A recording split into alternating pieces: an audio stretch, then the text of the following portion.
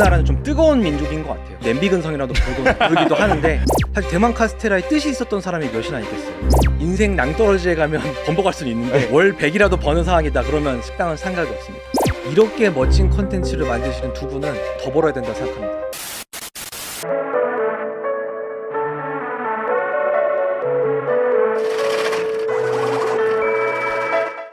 고기 60년님 모셨습니다. 안녕하세요. 네, 안녕하세요. 반갑습니다. 100만 유튜버 분들이 자주 나오시네요. 아, 그러니까요. 제가 제일 적나요? 100만 유 중에서는? 몇이시죠? 저 오늘 134만일 겁니다. 아마. 134만이면 랭킹 몇이죠?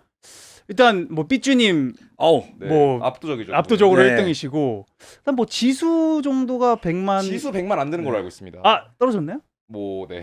아, 2위일 수도 있겠는데요? 그러게요. 육식맨님 2위. 오. 장지수 한번 볼 수 있나요? 장지수님도 오셨군요. 네. 네, 장지수님은 요즘 좀 많이 115만. 다시 올라왔네. 삼등. 잘하고 있네. 아. 지수야 화이팅이다. 제가 알기로는 100 언더로 가신 적이 없을 겁니다. 오케이. 그래도 괜히 네. 음해를 그렇죠. 굳이 또 골드 버튼 빼앗고 네. 싶은. 골드 버튼도 있으신가요? 당연히 있죠. 오. 지금은 작은 버전으로 바뀌었어요. 네, 근데 저는 큰 뭐- 액자로 과거 버전으로 갖고 있습니다. 왜 작게 했지? 뭐 거기도 골드 버튼이 전 세계적으로 너무 많아지니까 코스트를 줄이려고 좀 줄이지 않았을까. 원가 절감. 네. 근데 실제로 금함량은 없지 않나요? 0이죠. 도금도 못 되죠. 아. 네, 금색 어떤 스댕이라고 보시면 되겠습니다. 스댕 버튼 소유자 육식맨님 모셨습니다. 네. 반갑습니다. 육식맨님이 유튜브 댓글에 많이 출몰하십니다. 맞아요. 맞습니다. 제가 또 유튜브 지방령으로서 네. 진정한 유튜브 매니아로서 활동을 하고 있죠. 사실 그래서 저희도 모시게 된 이유가 저희 채널에 댓글을 달아주셨어요. 맞아요. 많이 그래가지고- 참았었어요. 왜 참았나요? 처음 유입은 제키와이님 영상으로 됐었어요. 네. 보자마자 이 채널 굉장히 느낌이 있다. 그때는 저는 힙합 팟캐스트라고 생각을 했었어요. 예를 들면 옛날에 그 음악평론가 김봉현님이 하시던 약간 이런 성격의 팟캐스트인가라고 생각했었는데 점점 행보가 너무 멋진 거예요. 그래서 이거는 도리어 너무 나가고 싶어서 한마디로 깝치면 안 되겠다. 밀당을 좀 해야겠다. 네, 그러니까 뭐 너무 성급하게 하지 말자 생각했다가 이제 송기령 선생님 편에선 이건 좀 못 참겠다 그런 생각이 들어서 다급히 달아버리고 말았죠. 하지만 또 너무 쿨하지 못하면 또 네. 비판적인 시각이 생길 수 있어서 그래서 많이 배워갑니다. 그래도 저 따봉까지 좀 전략적인 선택이었네요. 이모지. 많이 배워갑니다. 그럼요. 따봉. 많이 배워갑니다. 뭐 마침표 이런 거보다는 훨씬 저게 좀 부드럽기 때문에 느낌표 이런 거는 좀 가볍고요. 그렇네. 그리고 약간 좀 뭐 팬이에요 이렇게 달 수도 없으니까 좀 배워갑니다. 실제로는 그치. 팬이지만 네. 그런 마음 살짝 접어두고 쿨하게 가봤죠. 근데 실제로 조금 이게 통했던 것 같습니다. 네. 그러니까요. 저희도 딱 봤을 때 느낌이 딱 오더라고요. 다행이네요. 뭔가 좀 열려 있다라는 어. 느낌 확 받아가지고 뭔가 바로 이메일. 매력적인데. 예, 바로 이메일 찾았죠. 사실상 이제 괄호치고 홀미죠. 다음엔 전화기 이모지로 네, 다음에 바꿔가지고. 샤카로 넣을게요. 네. 홀미로. 전화기 이모지로. 근데 저는 뭐 개인적으로 궁금한 건데 이 그 댓글에 대댓글에 이제 형 부계로 좀 달아 이런 좀 많더라고요. 이야기가 있더라고요. 네. 최근에 근데 옛날에는 그게 정말 많았거든요. 근데 지금은 뭐 많이 줄어들어서 괜찮습니다. 왜냐하면 좀 이제 이런 좀 셀럽 분들이 그 아무래도 아까 말씀하신 것처럼 밀당 이런 요소가 있기 때문에 본계로 사실 이런 댓글을 많이 달지는 않으세요. 근데 특히 육식맨님이 댓글을 많이 다시는 것 같습니다. 네, 저는 기본적으로 이 영화 배우나 영화 감독 이런 분들은 그냥 시네마 자체에 대한 애정을 많이 표하시는 분들이 있잖아요. 네. 그런 식으로 저는 이게 제 나름대로의 방식의 유튜브에 대한 제 애정을 표현하는 거라 생각해요. 어떠한 유튜버들은 제가 100만급인데도 유튜브를 난 거의 안 봐요라고 말씀하시는 분들도 있어요. 그분들을 비난하고 싶지 않아요. 왜냐하면 영상을 잘 하시거든요. 안 보셔도 잘하는데 저는 유튜브 자체를 너무 사랑해요. 이거 자체가 세상에 끼친 역할을 좋아해요. 그래서 제 사랑을 좀 표출하고 싶었고 여기 나온 거 자체도 증거인데 제가 이렇게 댓글을 달아서 교류하게 된 유튜버들이 되게 많아요. 뭐 DM을 주신다거나 그러니까 사적으로도 교류할 수도 있고 이렇게 아예 섭외를 주실 수도 있고 그러니까 그것도 저의 커리어이자 포트폴리오가 계속 생기는 거니까 그런 의미로서도 있고요. 물론 뭐 세속적인 것도 있지만 전 이쪽이 더 크긴 합니다. 이렇게 좀 제 애정을 그리고 이 채널에 대한 리스펙트를 좀 보여드리고 싶어서 네. 많이 배워갑니다. 따봉. 네. 네. 또 다른 여긴 어디죠? 이게 릴타치님 5년 전 거를 틀어주셨네요. 이렇게까지 또 옛날 거를 틀어주시다니. 이분이 네. 잘해요. 제가 가끔은 이런 일이 있는데 제가 영상을 클릭했는데 제 댓글이 있어요. 아, 그러니까 제가 옛날에 기억도 안 나고. 그러니까 네, 네. 기억도 안 나는 댓글도 막 있긴 해요. 어쨌든 그 육식맨님 피셜로 네, 그의 힙합론입니다. 라이브야말로 래퍼의 근본이. 저는 그렇게 생각합니다. 근본이 된 래퍼이기에 미래를 보는 거다. 이런 거를 달고 다니니까 좀 비난 여론이 많이 있었어요. 아. 댓글을 제가 그러니까 많이 배워갑니다. 따봉 같은 건 일단 담백하긴 하잖아요. 그렇지만 요거는 조금 뜨겁긴 하네요. 네, 좀 많이 뜨겁잖아요. 제가 네. 많이 뜨거운 댓글을 그냥 가감 없이 달았더니 좀 비판을 많이 받아서 저도 그거는 좀 좋지 않다고 생각했어요. 그래서 지금은 좀 차가워졌는데 5년 전에는 제가 다는 댓글 대부분이 저 정도 온도였습니다. 아, 좀 가장 비난이 많았던 건 어떤 댓글 있나요? 이제 좀 요건 얘기하지 않는 게 좋을 것 같습니다. 굳이 또 사실 재조명을 할 좀 필요가 힙합 팬분들께서 뭐 우리도 많이 비난했지라고 생각하시겠지만 예, 힙합 팬들보다 더 날선 분들도 많이 계시기 때문에 제가 수많은 채널에 댓글을 달기 때문에 아, 힙합뿐만 아니라. 네네 그럼요. 아. 힙합은 이제는 어떤 분들은 기다려주세요. 아, 60명 달아줘라. 댓글이 없으니 무효 뭐 이런 느낌까지도 있을 네, 정도로 인증이네요. 어떻게 보면 육식맨 인증. 100만 유튜버의 육식맨이 댓글을 달다면 이제 프로스펙이 좋은 실제로 전망이 제 좋은 유튜브 채널이다. 유튜브 알고리즘을 보면요.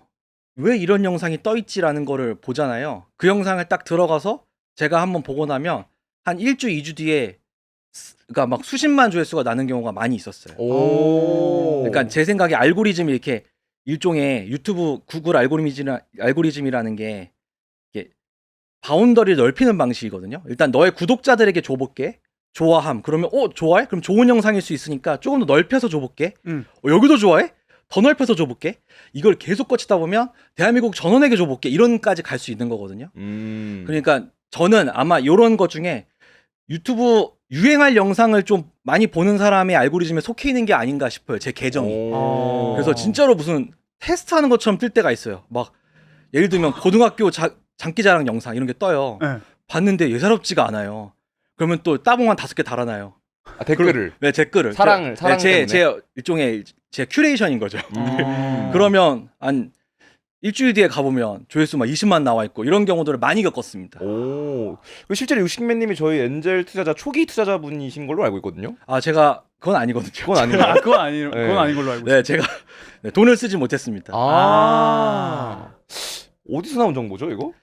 뭐 아무도 그런 정보를 드린 적이 없는 네. 것 같은데. 그러니까 그냥 저의 압박 아닌가요? 네? 지금 당장 하라는 아닙니다. 지금 당장 핸드폰을 꺼내라는 말씀이신가요? 저의 환각인 것 같습니다. 삐쭈님이 아마 그랬어요. 네, 삐쭈님이 삐쭈님이랑 뭐 예예도 그렇고. 네, 네. 예예도 아직 안 하셨나요? 이렇게 안 하는 게스트도 한 명쯤 있어야 되지 않을까요? 그렇죠. 그럼요. 그 댓글도 많이 달아주셨으니까. 맞아요, 그만큼 맞아요. 리스펙이 많이 표하셨습니다. 근데 댓글 달아주는데 저희는 왜 몇십만이 안 나오는 거죠? 얼마 안 남았습니다. 진짜요? 네, 정말로요? 저는 그렇게 봅니다. 감사합니다. 감사합니다 정말. 그리고 요즘에는 그 롱폼으로만으로는 막 구독자가 확 붙는 시대는 좀 아니게 됐어요. 지금 알고리즘 상으로. 약간 조회수에 신경 쓰시는 게 맞아요. 네, 지금 옛날의 기준이었다면 진작 실버 버튼 걸고 방송하고 계실 거예요. 예전부터. 그러니까 한 편 한 편에 계속 신경 쓰시다 보면 금방 올 겁니다. 감사합니다. 네. 감사합니다. 예. 그러면 뭐 저희가 준비한 걸로 넘어가시죠. 예. 한국의 음식 소비 문화에 대한 좀 고찰 많이 하거든요. 저는 먹는 것도 또 워낙 좋아하기도 해서. 근데 저희가 가장 그래도 조금 뭔가 뭐 비프라고 하긴 그렇지만 비프가 있는 것들은 이제 너무 불만이 좀 있다. 있는 것들은 이제 너무 휘발적인 문화가 있다 보니까 맞아요. 이게 갑자기 뭐 엽떡, 마라, 로제 뭐 이런 것들이 이제 확 뜨고 네. 그럼 또 갑자기 또 이 푸드 트렌드라는 게 확 바뀌잖아요, 되게. 많이 바뀌어요. 그리고 뭐 이제는 뭐 갑자기 황태 뭐 이 맛이 갑자기 과자가 한 번 쫙 돌고 이게 또 빠지면은 또 무슨 뭐 수박 쫙 돌고 뭐 아니면 피스타치오 뭐가 쫙 돌고 이게 계속 뭔가 가리가 되는 듯한 느낌이 네. 이게 뭔가 트렌드에 민감하고 이런 걸 좋아하는 사람으로서 뭔가 새로운 소스가 계속 나타나니까 그래 이게 좋기도 하지만 이게 너무 지속성이 없으니까 이게 좀 불편한 점이 좀 있더라고요. 맞아요. 불편까지. 네, 저는 좀 네. 불편하더라고요. 네. 그래서 저는 불편까지는 안 해도 될까요? 네. 저는 불편. 저도 불편하까지. 저는 조금 불편했어요. 저는 조금 어떤 트렌드가 좀 제일 불편하셨습니까? 이건 좀 억지다. 그 피스타치오는 좀 억지였던 것 같아. 피스타치오는 좀 억지. 피스타치오 좀 모든 거에 억지였다. 피스타치오가 다 들어가. 이게 아. 두바이 초콜릿부터 시작된 거였을까요? 네. 네, 이게 그 너무- 안에 들어간 게 피스타치오였죠. 맞아요. 너무 이게 밈화가 되니까 네. 이게 뭔가 본질을 너무 잃어버리는 듯한 느낌이 좀 아쉬운 그런 느낌이 좀 있었어요. 맞아요. 좀 이 업계에 뭔가 그런 의도가 있다. 이런 말씀이시군요.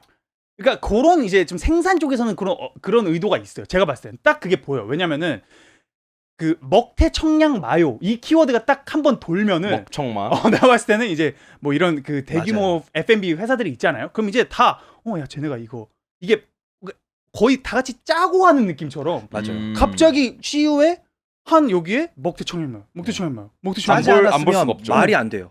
갑자기- 어떻게 일주일 만에 그 카피작이 나올 수가 있는지 말이 안 되잖아요. 그렇잖아요. 네. 이게 왜냐면 리드 타임이 있을 텐데 이거 그럼요. 개발하는데 분명히 리드 타임이 있을 거잖아요. 근데 이게 갑자기 여기서 나오고 이런 게 있으니까 뭔가 내가 좀 조종당하고 있다는 느낌? 그런 것들도 조금 있고 뭔가 나의 초이스가 많이 없다. 그런 거에서 이제 좀 아쉬움이 있죠. 확실히 우리나라는 푸드 트렌드가 그러니까 우리나라는 좀 뜨거운 민족인 것 같아요. 모든 테이스트 자체가 뭐 미디어에 대한 것도 그렇고 이런 음식에도 마찬가지고 확 사랑했다가 식는 게 있는 것 같아요. 그거를 이제 멸칭으로 냄비 근성이라도 부르기도 하는데 팥 근성. 네. 팟 마인드가 좀 네. 있죠. 네. 멜팅.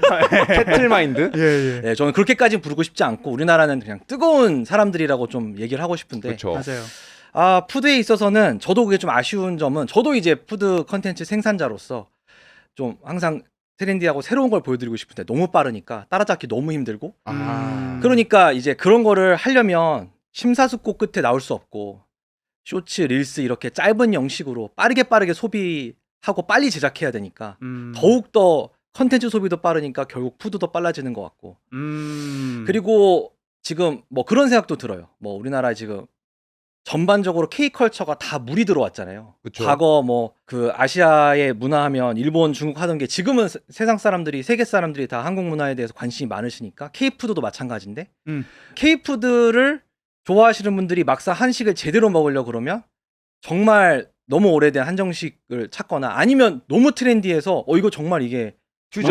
어센틱이 맞아라고 느낄 수 있는 그런 음식들이 많이 있는 거예요. 물론 음. 그것도 크게 보면 우리의 문화라고 할 수 있고 한국은 원래 이래 막 이렇게 하면 되는 거긴 해요. 뭐 사랑해 줄 수도 있어요. 그렇게도. 근데 제 입장에서는 조금 더 근본 좀 뿌리를 지키면서 하면 좋지 않을까라는 생각이 들긴 하죠.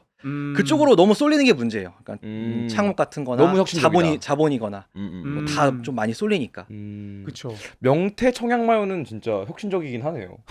네. 콜라보가 몇 개인 거죠? 몰라요. 네. 뭐 그냥 그쵸. 셀 수가 없을 정도로 갑자기 너무 많이 나오고 그리고 뭐 그런 그 영화에서도 막 많이 회자되긴 했지만 뭐 대만 카스테라 뭐 에이. 이런 식으로 이제 어떠한 트렌드가 이제 푸드 업계에서 요게 된대라고 이게 트렌드가 생기면은 굉장히 많은 영한 이런 창업자들이 네네. 거기에 확 쏠렸다가 갑자기 좀 러그풀이라고 하죠. 이게 갑자기 트렌드가 갑자기 확 꺼지면은 이것만 뭐 탕후루 뭐 이런 것들이 너무 많이 생겨났다 갑자기 자본이 다 빠지니까 이게 되게 그 만드는 이 크리에이터 입장에서도 사실 그렇게 친화적인 그 페이스가 아닌 거죠. 그러니까 뭔가 내가 이거를 진득하게 어떠한 진심을 갖고 이거를 한다라기보다는 이 트렌드에 항상 그 시작을 그렇게 하게 된다면 트렌드에 항상 맞춰가야지만 그 모델이 유효하게 되니까 계속 뭔가가 바뀌면 바뀌어야 되고 그러면 또 그게 뭐 인테리어를 바꾼다든가 이런 식으로 계속 뭔가 맞아요. 끊임없는 변화가 있음으로 하면서 이게 레시피도 계속 바뀌고 뭔가 그거를 잃어가는 그 모습이 좀 안타까운 거죠. 저도 그거는 많이 동감하는 게 지금 뭐 푸드에 국한된 얘기랑 조금 벗어났을 수도 있지만 우리나라 자영업 현실하고도 좀 맞닿아 있는 것 같기도 해요. 우리나라 자영업은 자영업 트렌드도 그렇게 빨리 바뀌는 거잖아요. 사실 대만 카스테라에 뜻이 있었던 사람이 몇이나 있겠어요. 대만 카스테라 뜬다니까. 그리고 쉽게 그 프랜차이즈에서 받아서 뭐 이렇게 하면 바로 나온다고 이게 쉽게 제조가 가능하니까 그렇게 다들 창업을 하셨던 거였겠죠. 근데 제가 그 해외 푸드 트립을 다니는 유튜브도 하고 있으니까 가보면 물론 제가 무슨 뭐 지방 방방 공고까지 가본 건 아니고 다 수도의 관광지만 간 거지만 우리나라도 예를 들어 수도 관광지라고 하면 뭐 홍대, 명동, 광화문 이런 데랑 비교해 봤을 때 다른 곳들은 너무 전통 있는 식당이 많아요. 그리고 메뉴가 수십 년간 뭐 100년 넘게 안 바뀌었다라는 집도 되게 많은데 우리나라는 그런 자영업 뭐 음식 창업을 하는 것 자체가 되게 트렌디하고 그리고 식당은 좀 바꿔줘야 되고 막 이런 문화가 좀 있는 것 같아요. 왜 그런 걸까요?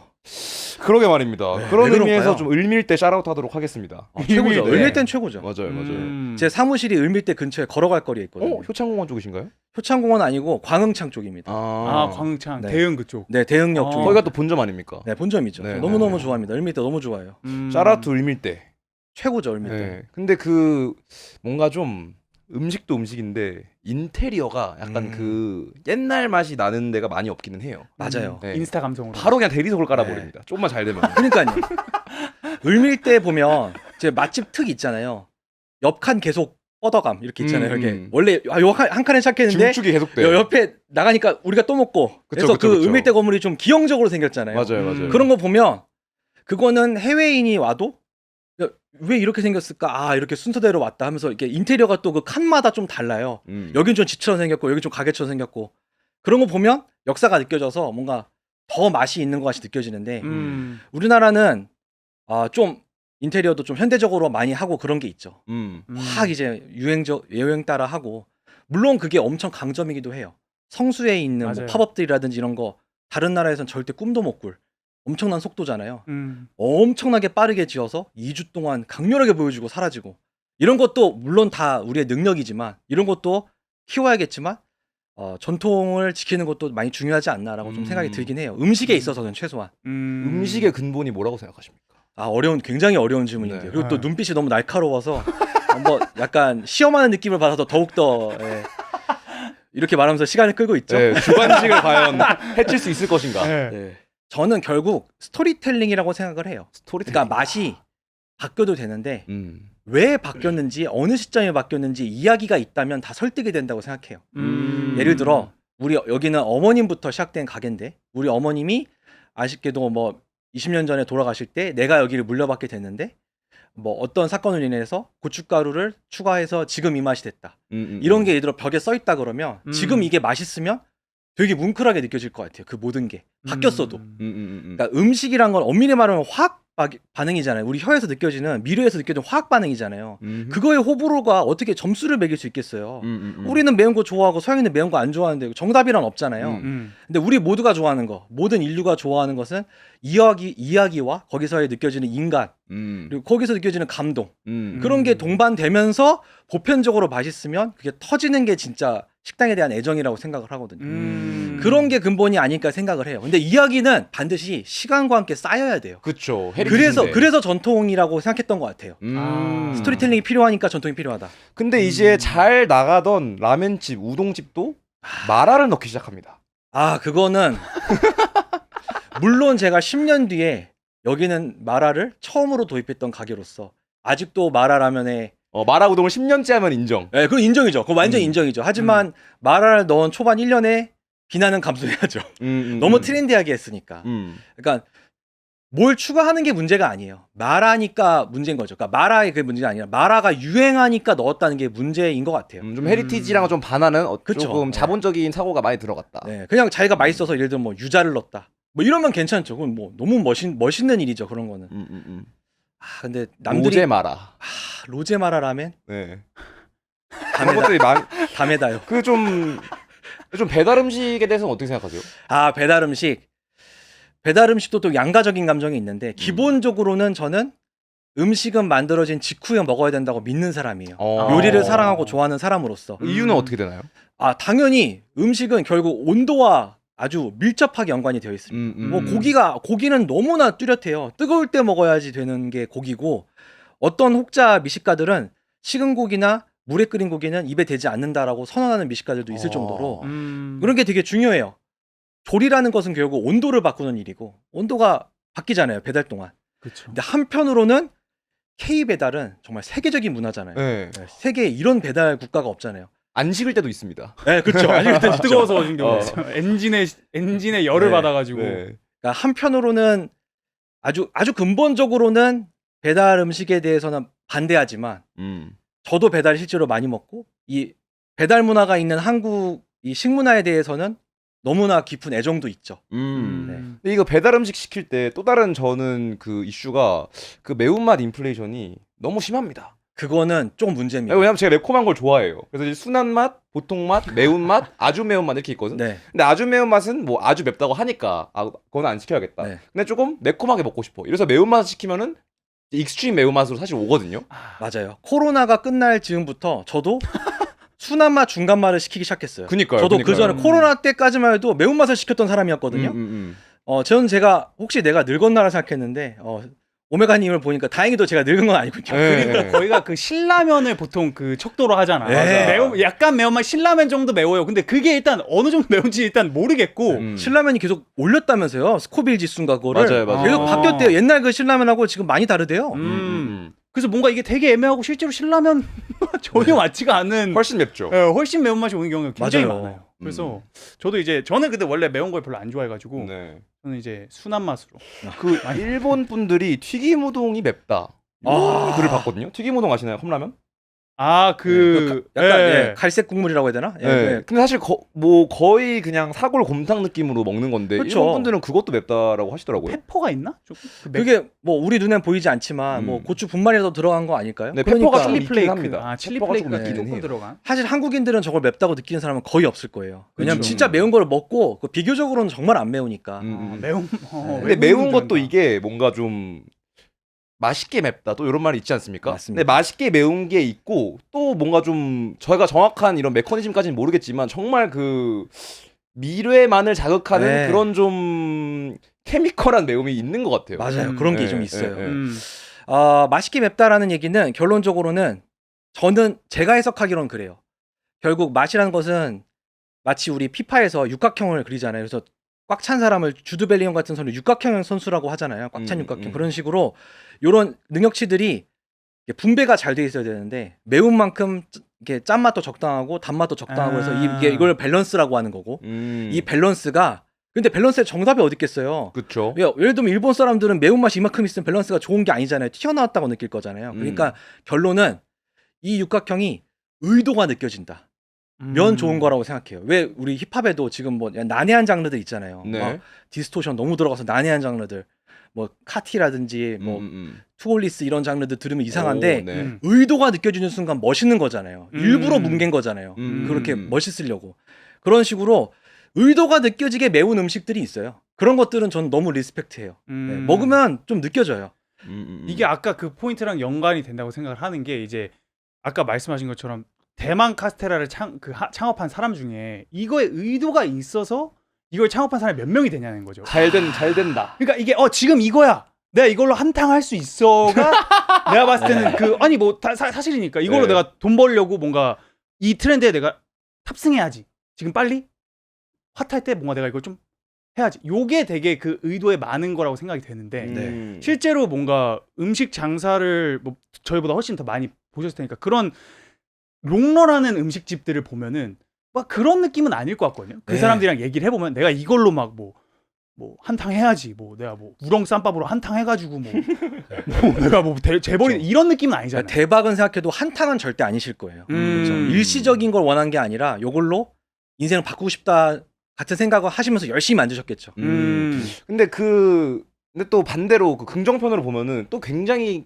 괜찮은 식당들이 많은 것 같아요. 서울. 이제 가면은? 저는 제 개인적인 생각으로 코로나 때 맛이 없는 식당들은 종말했다라고 저는 개인적으로 생각하고 있어요. 그때 다 약자들은 나가 떨어졌다. 네, 그때 도저히 버틸 수 없는 상황들이 있었잖아요. 네. 거리가 네, 한번, 네. 집단 이렇게 모이지 말라고 한 적도 있었고 9시면 다 집에 들어가라 한 적도 네. 있었고 그래서 살아남은 게 강한 사람이다 이런 얘기 있잖아요. 네, 그래서 네. 살아남은 분들인데 거기서 심지어 뭐 장사가 안 되면 배달까지 하면서 이제 뭐랄까 전투력까지 생기신 분들이 서울에 남아 있어요. 그분들과 경쟁해서 할 수 있는 사람만 최근 창업해서 성업을 하고 있어요. 뭐 23년, 24년에 창업하신 분들.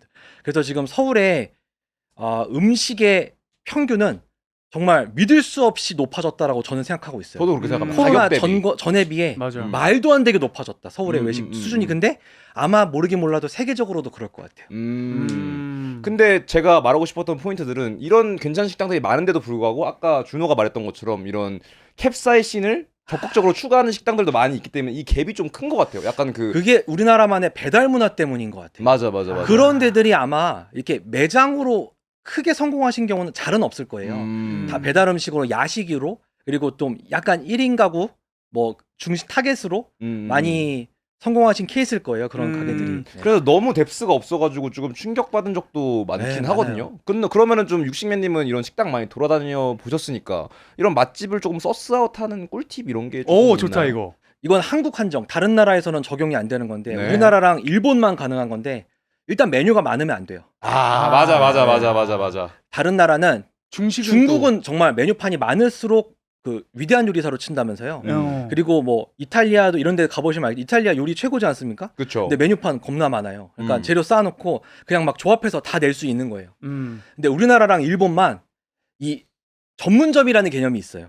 네, 물론 미국에도 스테이크하우스 이런 게 있습니다만 그냥 아무 식당에 나가면 아무거나 다 있잖아요. 뭐 샌드위치도 있고 파스타도 있고 다 있잖아요. 그런 식으로 전 세계 스탠다드는 식당은 아무거나 다 있음인데 전문점이 있기 때문에 이걸 누려야 된다 생각하는 것도 있어요. 그래서 전문점으로 보일수록 더 잘하고 리뷰 같은 것도 저는 이제 릴스 이런 것들의 퀄리티를 봐요. 릴스를 릴스의 퀄리티를 본다. 네, 릴스가 이렇게 예를 들어 음식이 막 이렇게 나오고 막 이렇게 프로덕션 막 이렇게 뜨고 이러면 아 여기는 뭔가 공작이 있는 집이다. 네, 그냥 릴스인데 그냥 친구랑 막 따봉하면서 먹고 이런 게 많이 뜨는 집 있잖아요. 아 오케이. 네. 진짜 커스터머들이 올리는 그런. 네, 그러니까 음. 이 인플루언서들을 고용한 게 아니라 네, 진짜 손님들의 피드백이 많은 집들을 많이 찾으려고 하고. 근데 이 뭐 별점을 믿을 수가 없어요. 별점은 정말 믿을 게 못 된 것 그 같아요. 일본의 타베로그는 3점이 보통이고 맞아요. 뭐 4점이 넘어가면 진짜 말도 안 되는 식당. 네. 3점이면 그냥 보통의 식당인데 여기는 뭔가 5점이 기본인 것 같은 느낌이 맞아요. 있거든요. 맞아. 그게 특히 제가 데님. 듣기로는 일본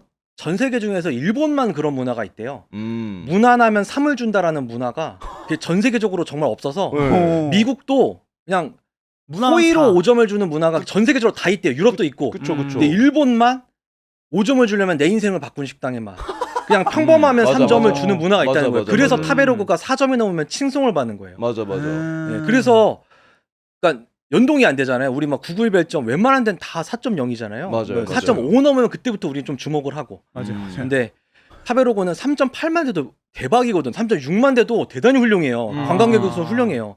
역시 인플레이션이 없네. 그래서 저는 그 배달을 많이 시켜 먹는데 저의 배달 맛집 꿀팁은 리뷰 이벤트인 데는 안 먹습니다. 오. 왜냐면 그 가게의 별점은 믿을 수 있는 매출액이 아니야.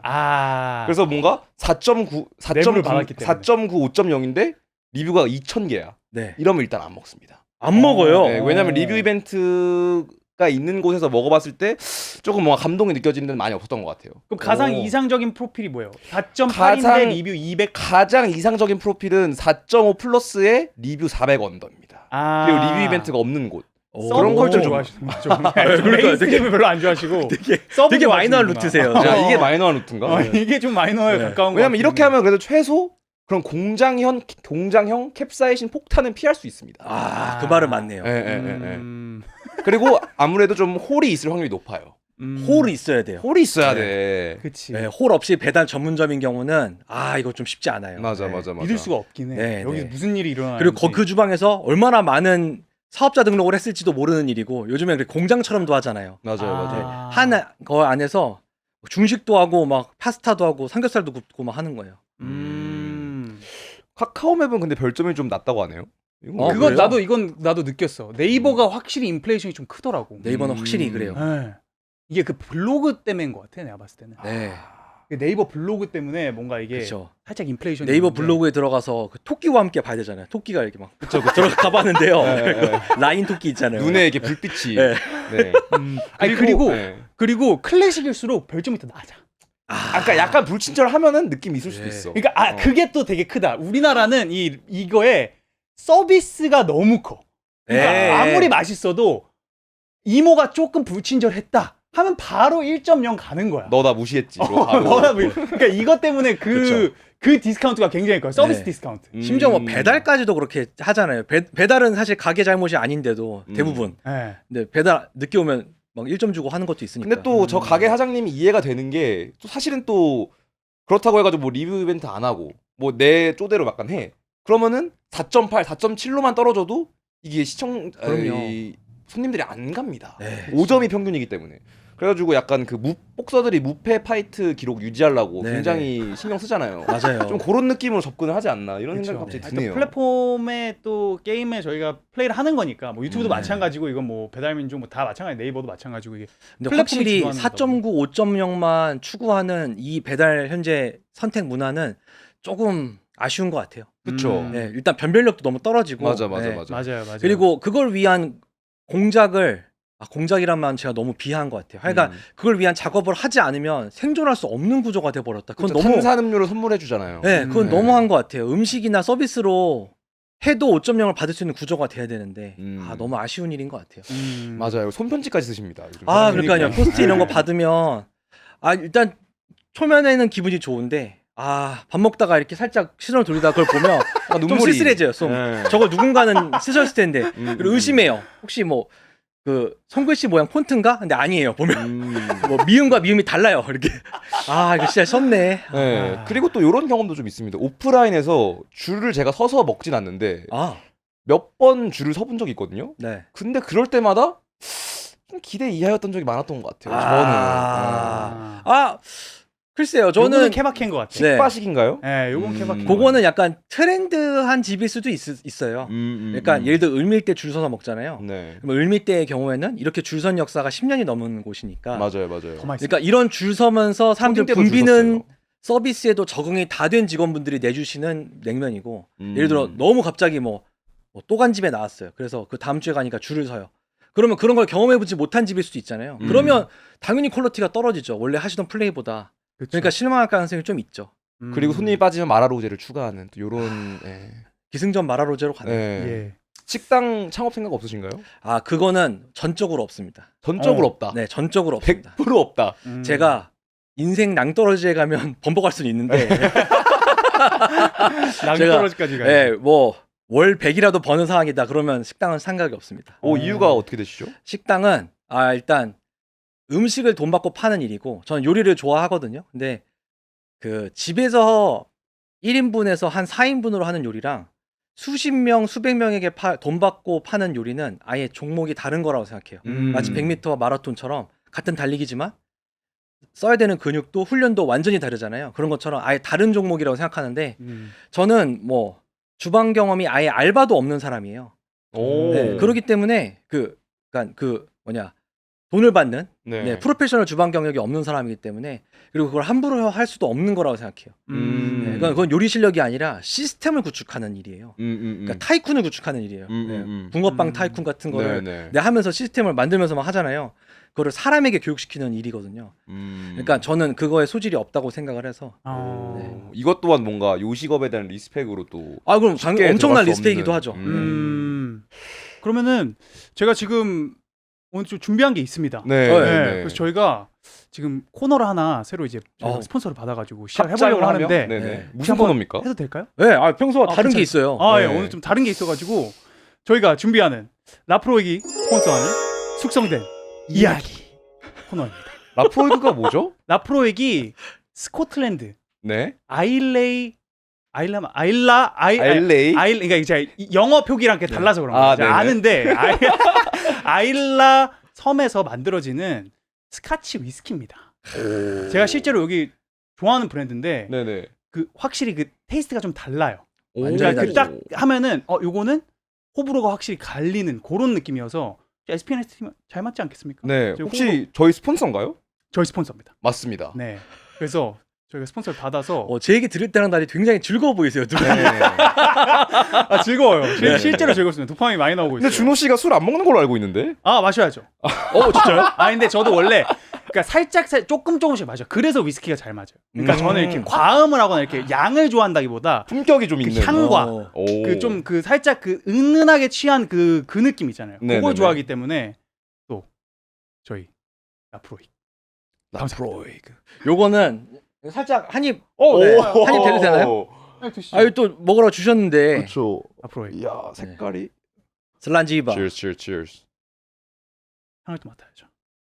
저는 이 피트 향을 너무 사랑합니다. 음. 피트 위스키라고 되게 이 이 장르가 있는데 전 이걸 굉장히 좋아해요. 잊을 수 없는 좀 숙성된 요런 이야기들을 저희가 좀 물어보고 네. 좀 그런 에피소드를 듣고자 하는 그런 코너거든요. 네. 근데 제가 듣기로는 저희가 지금 보기에는 100만 유튜버에 또 음식에 대한 소개 대단하시잖아요. 육 작가님. 네, 육 작가님이. 근데 사실은 전혀 이런 거에 백그라운드가 없으세요. 원래는 네. 또 홈쇼핑이라든지. 홈쇼핑. 네, 그리고 맞습니다. 성균관대에서 의상 학과로 나오셨어요. 네, 맞습니다. 제가 2012년에 홈쇼핑에 입사했거든요. 그때는 진짜로 잘 나가던 시절이었어요. 정말 홈쇼핑이 고공으로 아, 나아가던. 전성기 시절. 근데 지금은 제가 퇴사하기 좀 전부터 이제 TV를 안 보잖아요. 사람들이 OTT로 그쵸. 넘어갔잖아요. 그쵸 음. 그쵸. 근데 TV 홈쇼핑이라는 게 굉장히 TV랑 연계돼 있거든요. 정확히 말해서 재핑 타임이라 그래서 TV에서 광고하는 시간에 채널이 돌아가잖아요. 그래서 7번과 9번 사이에 홈쇼핑이만 있는 거예요. 그 사이에 껴있으면 그 사이에 매출이 엄청나게 발생합니다. 그 재핑 타임에 발생하는 매출이 뭐 거의 대부분이라 해도 과언이 아닐 정도로 그게 굉장히 큰데 넷플릭스 보면 그런 게 어디 있어요. 그게 사라지잖아요. 그러니까 점점 좀 어려워지던 와중에 제가 퇴사를 했었는데 아무튼 제가 입사했던 12년에는 진짜 황금기. 장난 아니었어요. 정말. 그게 그게 진짜 당시에 지금은 꿈도 못 꿀 텐데 당시에 MD들에게 진짜 영예가 한 시간에 10억 파는 거거든요. 10억. 네, 매출 10억 파는 게 커리어에 몇 번 없는 그런 건데 저도 2번 경험한 적이 있었어요. 저도 제 잊을 수 없는 기억이고 이게 콜 모니터가 있거든요. 지금은 뭐 모바일로 많이 해서 모르겠는데 당시엔 다 전화 주문이니까 이렇게 콜 모니터가 이렇게 그래프가 가다가 이게 뚫을 때가 있어요.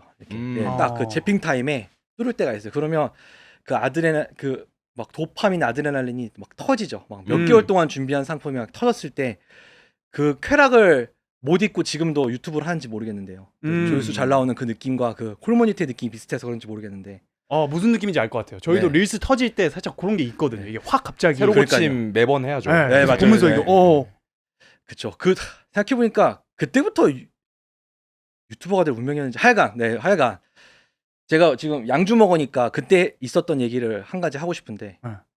신입사원 환영 회식 때 얘기입니다. 제가 입사를 했어요. 네, 2012년도입니다. 2012년에 네. 입사를 했는데 제가 그 뭐 대학생이 바로 입사를 했으니까 27살이니까 뭘 알겠습니까? 그러는 와중에 우리 입사 회식을 그 압구정에 있는 가라오케에서 한다는 거예요. 그래서 이거 굉장히 느낌 있다. 이게 말이 되는가? 압구정 가라오케는 굉장히 비쌀 텐데. 그렇죠. 그래서 가라오케에서 우리 팀원들이 다 이제 모여서 이제 막 술판을 벌이기 시작했고 심지어 DJ도 불렀어요. 그래서 DJ 분들이 DJ도 오나요? DJ 분들 아니 뭐 이런 건 아니고요. 막 네. 이런 건 아니고 막 놀아주시는 약간 막 댄스곡 불러주세요. 그런 분들이 해서 MC. 예, 약간 MC처럼 뭐 팀장님 나오시죠. 막 이런 것도 해주시고 막 띄우기도 하고 막 술도 먹이고 막 이런 재밌게 해주시는 분들이 또 있더라고요. 근데 그분들이 이제 분위기를 타가지고 그분들은 우리의 양주를 없애는 게 목표잖아요. 그렇죠. 네, 그래서 이제 윈저를 시켰는데 아니다 W 뭐 위스키를 시켰는데 그거를 글라스로 따른 거예요. 그래서 그거를 약간 먹어야 되는 분위기로 만들었는데 제가 그걸 먹어야만 되는 분위기 같아서 먹었어요. 영업이 당하셨고. 네, 먹었죠. 근데 제가 먹은 걸 놀라서 또 따랐는데 그걸 또 먹었어요. 그러니까 제가 거의 범죄와의 전쟁인데? 네, 그러니까 양주를 그렇게 먹어본 적도 없는 사람이 네. 글라스 2잔을 스트레이트로 먹은 거예요. 그러니까 막 선배들은 막 신입사원 제대로 왔다 하면서 너무너무 좋아하시죠. 막 파이팅이 있으니까 나 됐다라고 생각했죠. 근데 어느 순간 제가 분명 흐린 기억 속에 그대를 부른 것 같은데 기억이 사라졌어요. 그래졌군요. 네. 정신을 차려보니까 제가 고속도로에 이렇게 나갈 때 이렇게 막 돌아서 나가잖아요. 무슨 인터체인지 스타일로. 네. 거기 돌아갈 때 있는 잔디밭에 제가 누워 있는 거예요. 눈을 뜨니까. 눈을 뜨니까 제가 흐린 기억 속에 그대로 부르고 다음 기억이 제가 고속도로 잔디밭에 누워 있는 거예요. 근데 그때가 환영 회식이니까 1월 입사했으니까 2월이에요. 겁나 추운. 근데 이제 신입사원이라고 양복 다 입고 코트 입고 있는데 그러고 있는 거예요. 일어나자마자 절 뒤졌는데 지갑하고 핸드폰이 있는 거예요. 다행이다. 라고 생각을 했죠. 뭔가 그러면 지금 뭔가 사고를 당한 건 아니구나. 다행히. 뭐 다친 데도 없어요. 그냥 몸만 다 잔디밭이에요.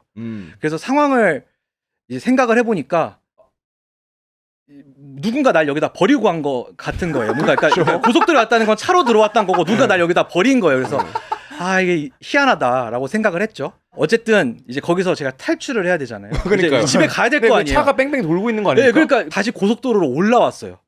그럼 고속도로로 올라오면 갓길이 좀 넓잖아요. 이제 네. 거기로 이제 걷기 시작하는 거예요. 아. 그러니까 술 취해서 판단도 잘 안 되니까 그냥 거기로 걷는 거예요. 약간 여러분이 어문길 스타일.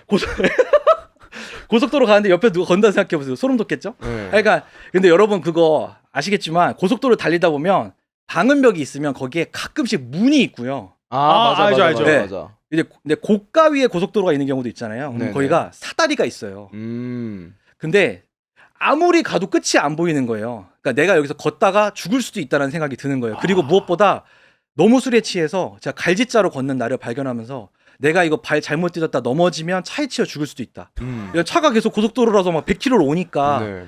그래서 이건 안 되겠다 생각해서 이 고속도로에 있는 그 다리 위에 이게 사다리가 있는데 그걸 잡고 이게 정말 차갑더라고요. 그걸 잡고 이렇게 내려가는데 이걸 놓치면 죽는다라는 생각으로 막 내려갔어요. 네. 그 사다리 타고 내려가니까 혹시 영화 괴물을 보신 분들은 아실지 모르겠는데 원효대교가 거기 배경이잖아요. 근데 그 아래 이게 철제 통로가 있어서 거기서 막 배두나 선생님이 이렇게 돌아다니면서 막 활을 쏘거든요. 맞아요. 예. 그러니까 모든 다리의 밑에는 큰 다리 밑에는 철제 도로가 있어요. 사람들 다니는 그 철제 도로로 내려온 거예요. 그래서 그 철제 도로에 오니까 이것도 난리 났잖아요. 근데 아래로 내려가야 될 거 아니에요. 다리 아래로. 그러니까 아래를 보니까 한 3, 4m 돼요. 그러니까 아주 높은 고속도로는 아니에요. 네. 거기를 그래서 거기 뭐 사다리가 또 있겠지 하면서 요런 거죠. 요런 걸 이렇게 돌기 시작했는데 없어요. 사다리가 없는 거예요. 근데 저게 다시 올라가는 거는 지금 안 될 것 같은 거예요. 근데 보니까 어느 딱 모서리에 보니까 용접이 있던 흔적이 있어요. 여기 사다리가 있었는데 폐지됐나 봐요. 그러니까 여기가 근데 그 아래를 보니까 겨울이라 그랬잖아요. 낙엽이 이렇게 쌓여 있는 거예요. 여길 뛰어내리는 거 말고는 방법이 없다라고 와. 생각이 든 거예요. 그래서 어쌔신 크리드죠. 네, 어쌔신 크리드 신뢰의 도약을 해야 되는 상황인 거예요. 그래서 이거 진짜 아닌데 하면서 정장에 코트 입고 무슨 요원처럼 뛰어내렸어요. 거기를 한 3, 4m 되는 데를 뛰어내려서 내렸는데 너무 놀랍게도 내려서 한 바퀴 굴려서 이렇게 쓴 거예요. 그러니까 나조차도 믿을 수 없는 완벽한 낙법. 완벽한 낙법. 그러니까 한 바퀴 굴러서 심지어 섰어요 이렇게. 그러니까 앉은 것도 아니고 섰어요 이렇게. 원심력. 네. 그러니까 몸에 힘이 하나도 안 들어가서 도리어 낙법이 성공한 거예요 이렇게. 아마 약간 숙취 때문에. 네, 낙엽 위에 굴러서 섰나 봐요. 아. 그때 다리 아래에서 보니까 그때 거기에 택시가 좀 지나다니고 있었거든요. 그래서 그 낙엽 위에서 택시를 한 10분 잡아가지고 그 택시가 지나갈 때까지 기다려서 잡아서 이제 집으로 갔던 기억이 있는데 제가 그 다음 날 이제 회사 가서 잘 들어갔냐 뭐 이런 게 있잖아요. 그래서 어제 뭐 이런 일이 있었다라고 하니까 이제 선배들의 증언을 말해주자면 흐린 기억 속에 그대를 부른 다음에 테이블에 엎어졌다는 거예요. 그러니까 팀장님이 제가 보내라 한 거예요. 야, 생각보다 엄청난 스토리인데요. 그니까요. 네. 제가 그래서 뭐랄까 과음을 끊게 된 결정적인 사건이었죠. 제가 그렇게 한번 파란만장하게 하고 나니까 다행히도 저한테 술을 잘 안 먹이셔가지고 그 뒤로는 좀 편하게 지냈습니다. 근데 그 뒤로 회사에서는 약간 조금 이미지가 안 좋아질 수도 아니요. 또 그 양주 2병을 받아 먹는 파이팅이 또 있었기 때문에 그 뒤는 선배들이 못 봤잖아요. 맞네요. 제 9점만 남아 있고. 이거 엄청난 서바이벌 이야기까지. 그럼 어떻게 하시다가 유튜버로 전향을 하시게 된 거예요? 그 좀 짧게 말씀드리면 제가 2018년, 19년 이쯤이 대유튜브 시대라 그래서 직장인 2대 목표, 1퇴사 2 유튜버 되기 이런 게 있었던 시절이에요. 엄청 유행하던 시절에. 2018년. 네, 그래서 저도 막 하다가 제 개인 채널 브이로그 같은 걸 했었어요. 근데 잘 나온 영상들이 좀 있었거든요.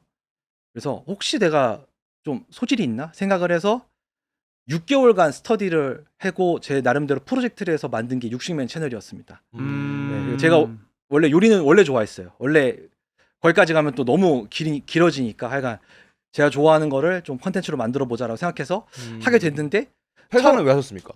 퇴사는 제가 그러니까 병행한 시간이 3년 3개월이었고 제가 81, 2만 대 퇴사를 했어요. 구독자 81, 2만 대. 사실 회사에서 퇴사하라는 압박이 아예 없었어요. 아예 없다 해도 과언이 아닐 정도 없었는데 제가 제 개인적으로 세웠던 목표가 전 병행을 하는 사람인데 후배들에게 우스운 사람은 되고 싶지 않다는 생각이 있었거든요. 근데 제 나름대로의 3아웃이 있었어요. 그러니까 후배들이 뭐뭐뭐 아시죠? 그거에 대해 또 약간 논의를 하고 싶다라고 했을 때 내가 그걸 유튜브가 아니었으면 반드시 알고 있어야 될 걸 모르고 있는 그런 거 있잖아요. 그런 거는 제가 유튜브에 정신 팔려서 일을 덜 했다는 얘기잖아요. 네. 그 기준이 꼭 해야 될 일 기준은 아니었고 더 높은 기준이었거든요. 그러니까 승진하고 싶은 사람이 해야 되는 기준 뭐 이런 기준으로 잡아놓은 거긴 했는데 어쨌든 간에 낯 뜨거워지는 순간을 3번째 겪은 날 바로 정했습니다. 난 퇴사를 해야 되겠다. 더 이상 발목을 잡지 말자. 후배들의 모든 것에 진심이신 분이네요. 지금. 저는 회사는 정말 진심으로 다녔습니다. 저는 제 홈쇼핑 MD 일이 진심으로 천직이라고 느꼈어요. 네. 하늘이 이걸 하라고 내렸다고 정말 생각했어요. 진심으로.